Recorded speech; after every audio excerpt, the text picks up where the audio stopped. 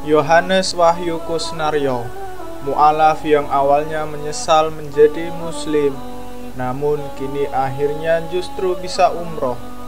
Tak hanya itu, mu'alaf yang bertato ini bahkan bisa membantu ayahnya masuk Islam. Yohanes menuturkan bahwa seluruh tubuhnya memang sudah dipenuhi tato. Beragam gambar tato ada di berbagai bagian tubuhnya, yang juga terdapat tato bertuliskan nama istrinya. Sagita itu istri sekarang.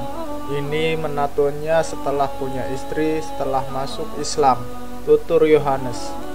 Diakui Yohanes, saat masuk Islam di awal niatnya hanya agar bisa menikahi istrinya saat itu.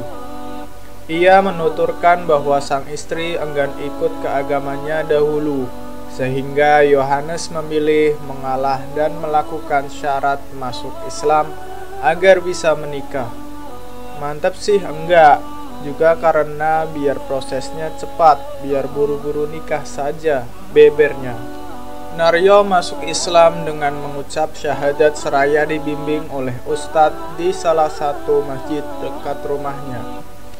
Ia pun mendapatkan buku panduan sholat, meski tak ada yang membimbingnya beribadah. Hanya diberi ucapan selamat Anda masuk Islam, dosa-dosa Anda diampuni seperti bayi yang baru dilahirkan. Ya sudah, hanya dikasih buku itu. Jadi saya harus belajar dari buku itu bagaimana cara toharoh bersuci, berapa rokaat sholat isya, sholat maghrib, seperti itu. Syahadat 26 Juni 2011, kenangnya. Ia mengaku kaget dengan perubahan agama, apalagi tak ada yang membimbingnya sama sekali. Terlebih lingkungannya pun masih termasuk kelompok jahiliyah, sehingga Yohanes justru meninggalkan ibadah sebagai seorang muslim dan kembali pada tabiat buruknya. Kawan saya makin tambah parah daripada sebelum saya masuk Islam, kata dia. Seperti apa ya? Seperti nggak punya Tuhan, bagaimana cara beribadahnya? Sementara doa-doa yang saya pahami waktu itu masih doa-doa agama sebelumnya. Saya mau beribadah ke rumah ibadah agama sebelumnya juga nggak mungkin. Jadi ya seperti nggak punya agama. Agama Islam itu hanya di KTP saja, hanya status, kenangnya lagi. Tak dipungkiri naik turun dalam hidupnya membuat ia merasakan sesal lantaran pindah agama. Apalagi Yohanes sudah tahu bagaimana dampaknya jika melakukan dosa dan balasan apa saja serta siksa kubur akan menunggunya kelak. Proses menemukan Islam di hati pun cukup lama, sekitar 6 tahun usai mengucap syahadat.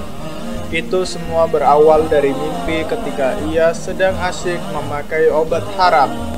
Dalam mimpinya, Yohanes merasa tengah berada di ruangan yang penuh kobaran api dan tak ada yang menolongnya. Ketika terbangun pun, tubuhnya masih merasakan sakit akibat kobaran api di tubuhnya. Anehnya di mimpi ini saya benar-benar merasakan panas, dan sampai saya terbangun itu pun masih panas.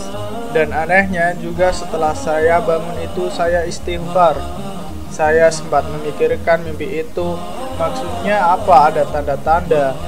Tapi masih saja ada bisikan-bisikan setan yang menjerumuskan itu hanya mimpi biasa.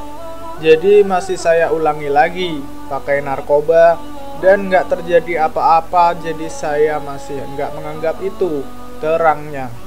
Usai bermimpi, Naryo bersama temannya menjenguk salah satu kawan yang ada di lembaga permasyarakatan atau lapas.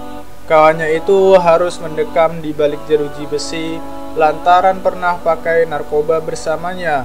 Setelah itu, temannya yang menjenguk bersama mengajak ia sholat Jumat. Naryo sendiri mengaku tak tahu menahu cara sholat Jumat. Ia pun sempat malu, namun tetap melaksanakannya. Naryo hanya mengikuti gerakan sholat tanpa mengucapkan doa-doa apapun. Sholat Jumat berapa rakaat dan saya nggak tahu asal ikut saja. Saya juga nggak peduli nanti lingkungan di sekitar saya akan bilang apa. Akhirnya saya sholat Jumat, lalu itu hanya mengikuti gerakannya saja, ikut takbir, ruku, belum hafal juga bacaan-bacaan sholat kenangnya.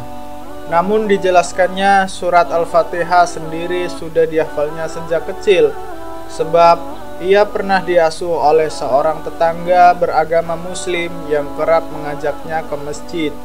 Bacaan Al-Fatihah oleh imam sering didengarnya hingga tanpa sadar diingatnya hingga kini. Secara alam bawah sadar hafal dengan sendirinya, bukan menghafal ya, tapi hafal dengan sendirinya. Itu masih waktu kecil, itu malah bisa dibilang saya sholatnya 5 waktu, kata dia. Tetangga yang mengasuhnya itu pun sangat baik, hingga dianggapnya sebagai ibu angkat. Setiap kali sholat, Naryo mengikutinya, padahal saat itu Naryo sendiri bersekolah di yayasan Katolik. Tetapi ibadah sholatnya terhenti ketika tetangga yang ia anggap sebagai ibu angkat meninggal dunia.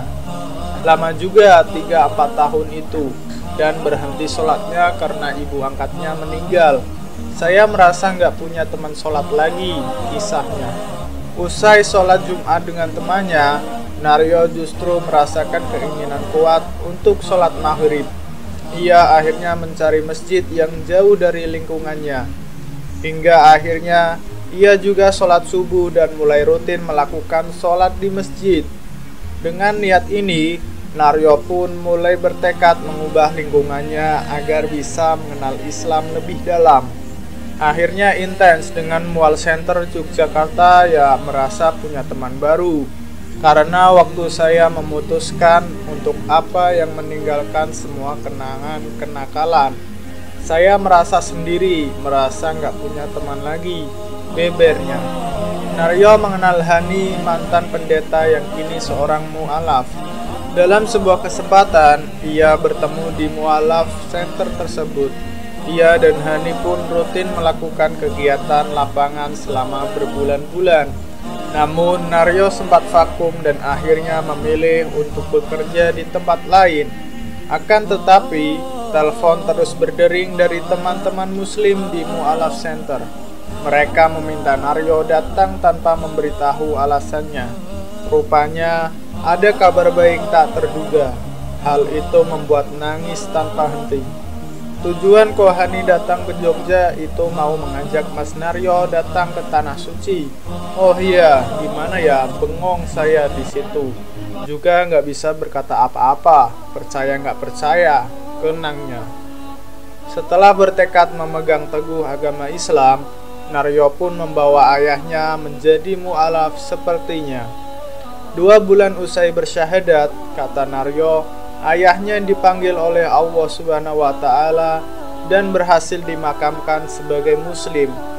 Menurut Naryo, ayahnya mendadak datang padanya tanpa sebab apapun.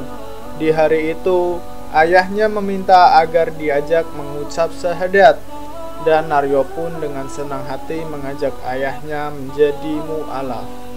Bapak itu tadi ya 2 bulan syahadat, meninggal 2 bulan setelahnya. Baru setelah itu teman saya pengen masuk Islam, tuturnya. Temannya sendiri bisa dibilang sebagai preman di wilayahnya. Tabiat buruknya pun tak dapat terhitung. Namun menurut Naryo, kawannya itu mendadak ingin meminta diajari Islam dan menjadi mu'alaf. Hingga kini, total ada 5 kawannya yang berhasil masuk Islam dengan bimbingan Naryo.